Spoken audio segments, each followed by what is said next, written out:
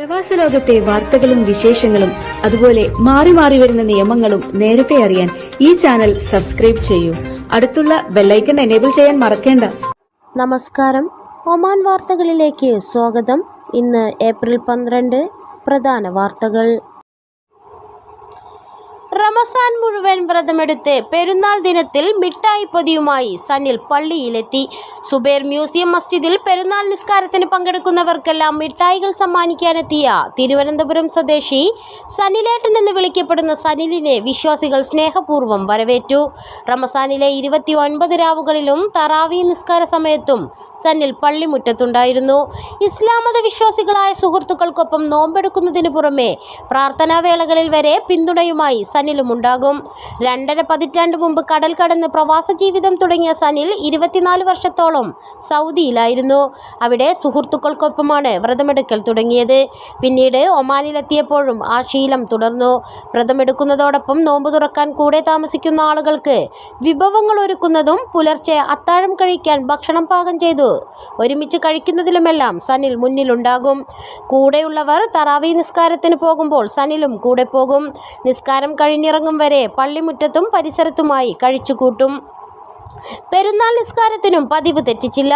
കൂടെയുള്ളവർക്കൊപ്പം പുതുവസ്ത്രങ്ങൾ അണിഞ്ഞ് പള്ളിയിലെത്തിയ സനിൽ കയ്യിൽ മിഠായി പൊതികളും കരുതിയിരുന്നു. നിസ്കാരത്തിനെത്തിയ കുട്ടികൾക്കും മുതിർന്നവർക്കുമെല്ലാം മിഠായികൾ വിതരണം ചെയ്തു. പെരുന്നാൾ ആശംസകൾ കൈമാറുകയും ചെയ്തു. വ്രതാനുഷ്ഠാനത്തിന്റെ പവിത്രതയിൽ സ്വാംശീകരിച്ച പുത്തൻ ഊർജവുമായി ഈദുൽ ഫിത്തർ ആഘോഷിച്ച് സത്യമത വിശ്വാസികൾ. പെരുന്നാൾ നിസ്കാരം നിർവഹിച്ചും ഈദാശംസകൾ കൈമാറിയും ആഘോഷത്തിലേക്ക് കടന്നു. ആബാലവൃദ്ധം ജനങ്ങൾ പെരുന്നാൾ ആഘോഷത്തിന്റെ ഭാഗമായി.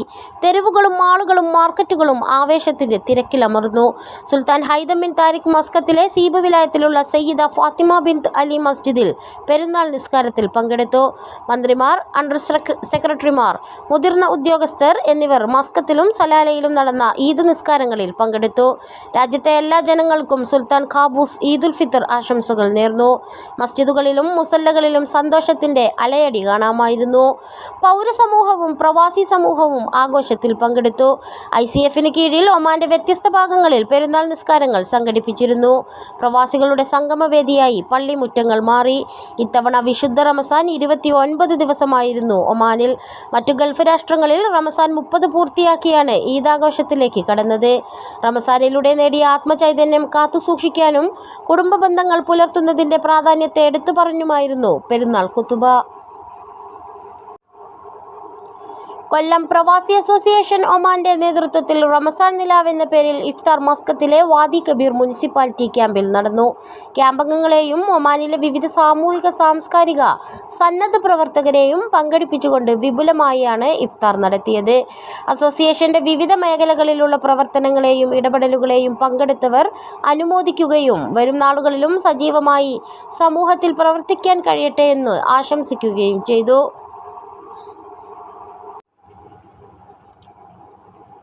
പെരുന്നാൾ അവധി ദിവസങ്ങളിൽ രാജ്യത്തെ റോഡുകളിൽ അപകടം കുറയ്ക്കാൻ യാത്രക്കാർ ഗതാഗത നിയമങ്ങൾ പൂർണ്ണമായും പാലിക്കാൻ തയ്യാറാകണമെന്ന് റോഡ് സുരക്ഷാ വിഭാഗങ്ങൾ മുന്നറിയിപ്പ് നൽകുന്നു.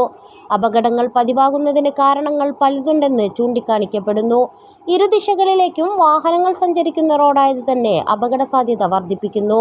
സലാലയിലേക്ക് പോകുന്നവർ ഭൂരിഭാഗവും റോഡ് പരിചയമില്ലാത്തവരായതും 12 മണിക്കൂറിലധികം യാത്ര ചെയ്യേണ്ടി വരുന്നതുമെല്ലാം അപകടങ്ങൾക്ക് വഴിവെക്കുകയാണ്. മതിയായ വിശ്രമമോ ഉറക്കമോ ഇല്ലാതെയാണ് പലരും വാഹനം ഓടിക്കുന്നത്. വിശാലമായ മരുഭൂമിയിലൂടെയുള്ള നീണ്ട പാതകളിലെ യാത്ര ഡ്രൈവർമാർക്ക് പെട്ടെന്ന് ഉറക്കം വരുന്നതിനും കാരണമാകുന്നു. നീണ്ട റോഡിൽ ഇടത്താവളങ്ങളില്ലാത്തതും ഡ്രൈവർമാരുടെ ആലസ്യം വർദ്ധിപ്പിക്കുന്നതിന് കാരണമാകുന്നുണ്ട്. ഡ്രൈവർമാർക്കും യാത്രക്കാർക്കും വിശ്രമിക്കുന്നതിനും സൗകര്യമൊരുക്കണമെന്ന ആവശ്യം ഈ റൂട്ടിലെ ഡ്രൈവർമാർ തന്നെ മുന്നോട്ട് വയ്ക്കുന്നുണ്ട്. പെരുന്നാൾ ആഘോഷിക്കാൻ ബാത്തിന മേഖലയിലെ വിനോദസഞ്ചാര കേന്ദ്രങ്ങളിൽ വലിയ തിരക്ക് അനുഭവപ്പെട്ടു. പെരുന്നാൾ നിസ്കാരത്തിന് ശേഷം തന്നെ സുഹാറിലെ സുൽത്താൻ ഖാബൂസ് ഗ്രാൻഡ് മസ്ജിദിൽ സന്ദർശകരുടെ പ്രവാഹം തന്നെയായിരുന്നു. മനോഹരമായ ശില്പഭംഗിയിൽ നിർമ്മിച്ച പള്ളിയുടെ അലങ്കാരവും അകത്തളവും നിർമ്മാണ വൈഭവവും വിശാലതയും കാണാൻ ആളുകൾ എത്തിക്കൊണ്ടിരുന്നു. പച്ചപ്പ് വിരിച്ച വിശാലമായ പുറത്തെ ഉദ്യാനത്തിലും ഭംഗിയായി സംരക്ഷിച്ച മരങ്ങൾക്കിടയിൽ നിന്നും ഇരുന്നും സെൽഫിയും ഗ്രൂപ്പ് ഫോട്ടോയും എടുത്ത് കൊതി തീരാതെ സന്ദർശകർ പള്ളിയുടെ പരിസരത്ത് കൂടുതൽ സമയം ചിലവഴിച്ച് പെരുന്നാൾ സന്തോഷം ആഘോഷമാക്കുകയായിരുന്നു. സല്ലാൻ ബീച്ചിലും പാർക്കിലും നല്ല തിരക്ക് അനുഭവപ്പെട്ടു. കുതിരസവാരി, ഒട്ടകസവാരി, ചെറിയ കച്ചവട കേന്ദ്രങ്ങൾ എന്നിവയിൽ നിന്ന് തിരിയാൻ ഇടമില്ലാത്ത വിധം ജനത്തിരക്ക് തന്നെയായിരുന്നു. പാർക്കിൽ പായ വിരിച്ചും ഇരിപ്പിടങ്ങൾ സ്ഥാപിച്ചും ഭക്ഷണം കൊണ്ടുവന്നു കഴിച്ചും സ്വറ പറഞ്ഞും കുടുംബങ്ങൾ വൈകുവോളം സമയം ചിലവഴിച്ചു. വാദി ഹിബിയിലും പരിസരത്തെ വെള്ളക്കെട്ടുകളിൽ നിരവധി പേർ എത്തി. ഒഴുകിവരുന്ന നീരുറവയിൽ കുളിച്ചുല്ലസിച്ചാണ് പലരും ആഘോഷം ആസ്വദിച്ചത്. ഒമാനിലെ ഏറ്റവും വലിയ സ്വകാര്യ മൃഗശാല ഇബ്രയിൽ തുറന്നു. ചെറിയ പെരുന്നാളിന്റെ 2ാം ദിനമാണ് സഫാരി വേൾഡ് മൃഗശാല സന്ദർശകർക്കായി തുറന്നു നൽകിയത്. ആദ്യ ദിനങ്ങളിൽ തന്നെ സ്വദേശികളും വിദേശികളുമായി നൂറുകണക്കിന് പേർ മൃഗശാല സന്ദർശിക്കാനെത്തി. 15 വയസ്സിന് മുകളിൽ പ്രായമുള്ളവർക്ക് 5 റിയാലാണ് ടിക്കറ്റ് നിരക്ക്. 3 മുതൽ 14 വയസ്സ് വരെയുള്ള കുട്ടികൾക്ക് 3.5 റിയാലും 3 വയസ്സിന് താഴെ പ്രായമുള്ള കുട്ടികൾക്ക് പ്രവേശനം സൗജന്യവുമാണ്. വിവിധ ഭൂഖണ്ഡങ്ങളിൽ നിന്നുള്ള 300ഓളം മൃഗങ്ങളാണ് മൃഗശാലയിലുള്ളത്. കാടുകളിലും ഇടതൂർന്ന പുൽമേടുകളിലും മറ്റ് മേച്ചിൽപ്പുറങ്ങളിലും കാണപ്പെടുന്ന കടുവയും സിംഹവും മുതൽ മാനുകളും പക്ഷികളും മറ്റു അറേബ്യൻ ജീവികളും തുടങ്ങി വ്യത്യസ്ത ജന്തുവൈവിധ്യങ്ങളെ മൃഗശാലയിൽ ദർശിക്കാനാകും. ഒമാനിൽ നിന്നും ഇതര GCC രാഷ്ട്രങ്ങളിൽ നിന്നും മറ്റ് ഏഷ്യൻ രാജ്യങ്ങളിൽ നിന്നുമായി അപൂർവവും മനോഹരവുമായ നിരവധി ജീവികളെ ഉടമ ഖൽഫാൻ അൽ മഅ്മരി ഇതിനോടകം സംഘടിപ്പിച്ചിട്ടുണ്ട്.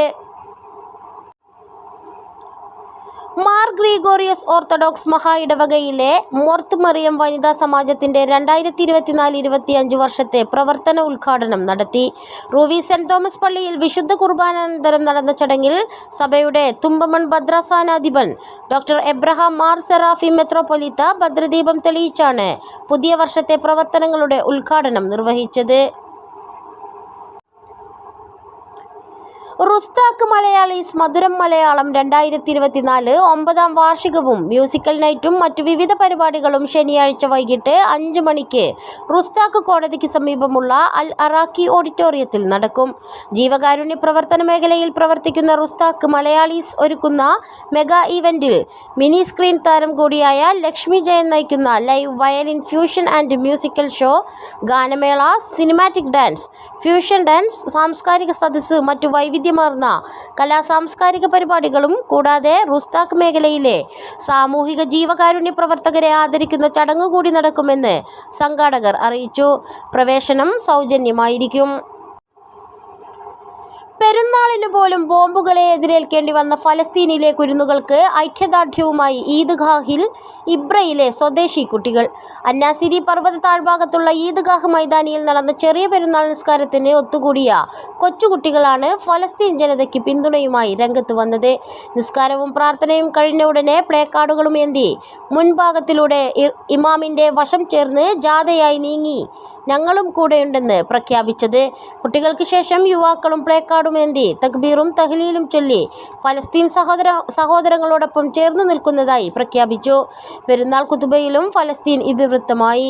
വൃദ്ധന്മാരും കുട്ടികളും അടങ്ങുന്ന സമൂഹത്തെ കൊന്നുതള്ളുന്ന ഇസ്രായേലിന്റെ മനുഷ്യത്വരഹിത നീക്കത്തിനെതിരെ ലോകരാഷ്ട്രങ്ങൾ ശക്തമായി രംഗത്ത് വരണമെന്നും അടിയന്തരമായി യുദ്ധം നിർത്തിവെക്കണമെന്നും കുതുബ നിർവഹിച്ച doctor Sheikh Abdulla Ibnu Saeed Ibnu Khalfan Al മഅ്മരി ആഹ്വാനം ചെയ്തു.